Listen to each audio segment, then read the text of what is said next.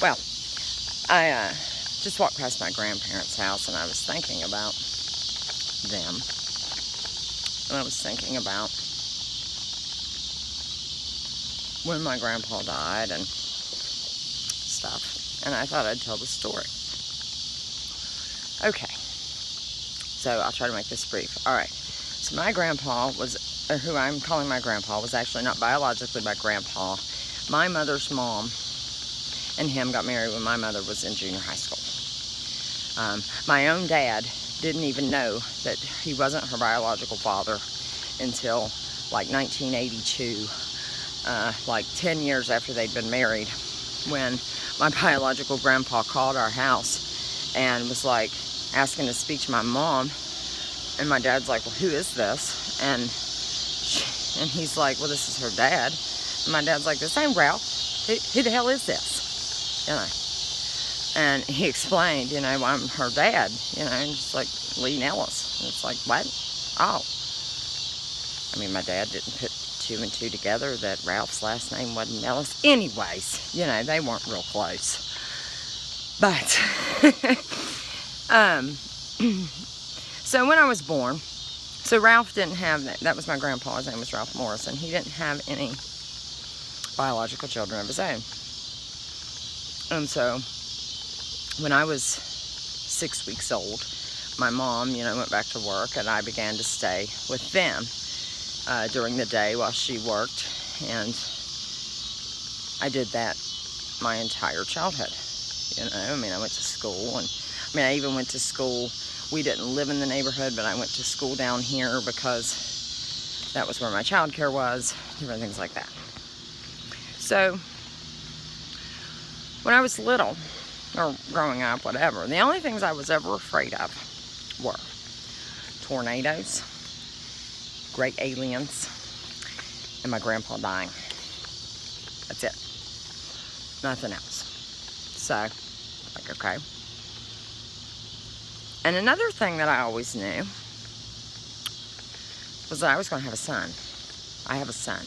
I don't know if I have girls or not, but I have a boy. I definitely have a boy. I mean, I demanded boy baby dolls. I'm like, why are there not boy baby dolls? I have a son. Why are there not boy baby dolls? Because when I have a baby, I'm going to have a boy. I always knew he was coming. And I always knew that we would be the best of friends. And guess what? We are. But he has some problems with some of my conspiratorial stuff right now, but that's okay. He'll come around. But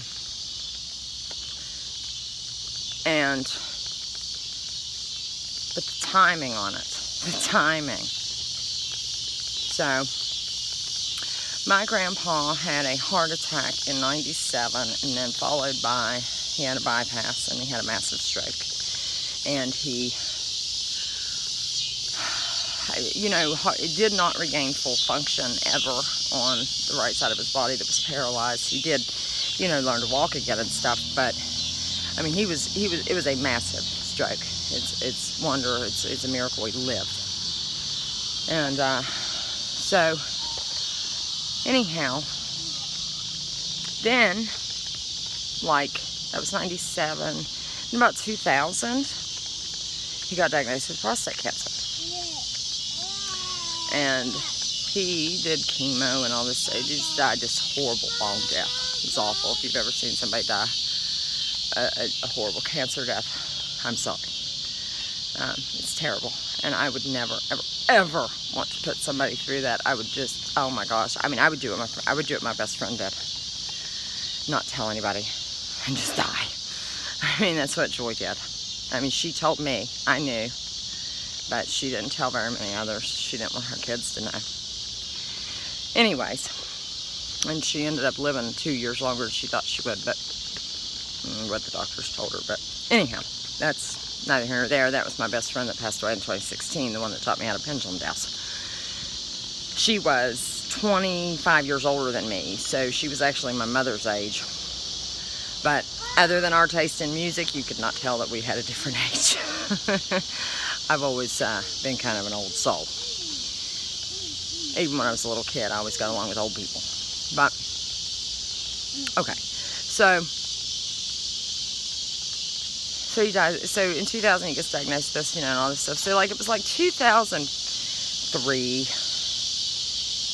Yes, it was late 2003 when they told him that he had like a year to live. And it was September 2004 that I told him I was pregnant with Noah. I found out I was pregnant with Noah. And it was November 2004, right after Thanksgiving. It was Thanksgiving that it was the day after Thanksgiving. He went to the hospital and he didn't want to go because he knew he'd never come back home. But he did. And he was in the hospital for like a month, and then they put him in hospice. Which, if you know anything about hospice, I mean, people don't live very long in there. But by the first of the year, he was in hospice by January of 2005. Well, Noah was due March 27th of 2005. And my grandpa was still alive. It had been 3 months in hospice. And I lived 2.5 hours away, and I would talk to him every day on the phone. You know, we would, I called him like at 3 when Dr. Phil came on. And we would watch Dr. Phil, and then I would stay on the phone with him, and then I would call my grandma too, because she was alone, and all these things, and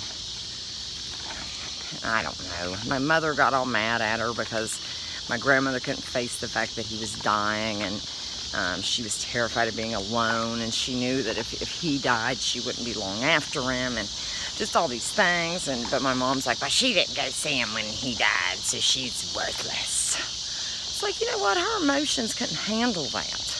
She's not worthless. And he certainly didn't expect her to. And he didn't have any malice towards her. He worried about her.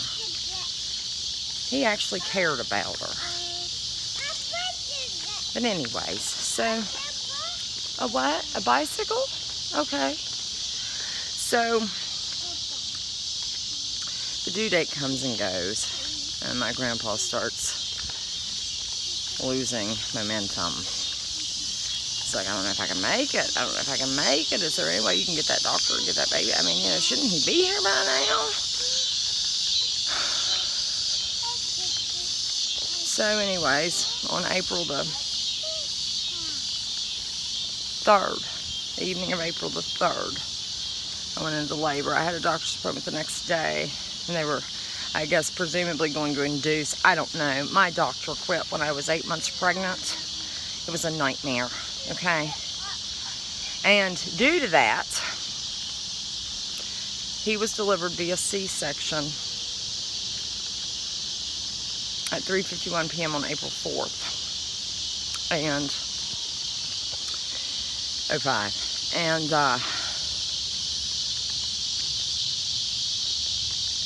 it was 5 o'clock when my grandpa went to sleep. So the nurses said, when I get into my room and I call, they're like, oh, he's asleep.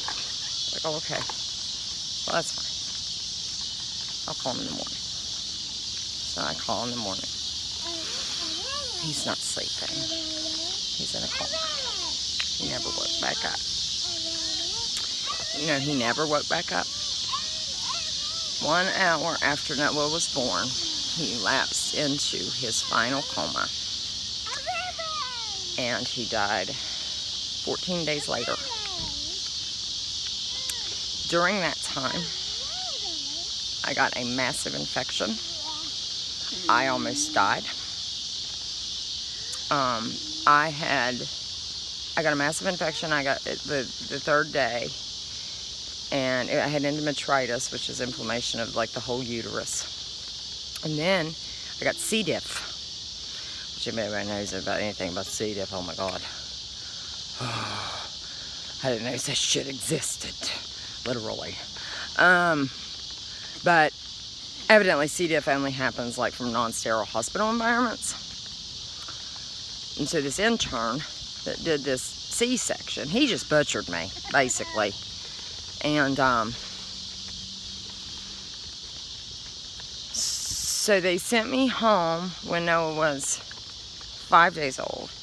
And then when he was 8 days old, they sent me home on antibiotics and stuff too. Like, I'd been on IV antibiotics and all this, and they're like, yeah, you can go home. And they sent me home, and 2 days later, I went to try to pee, and I couldn't. I mean, it felt like somebody was ripping my innards out. It's like, oh my God, I can't.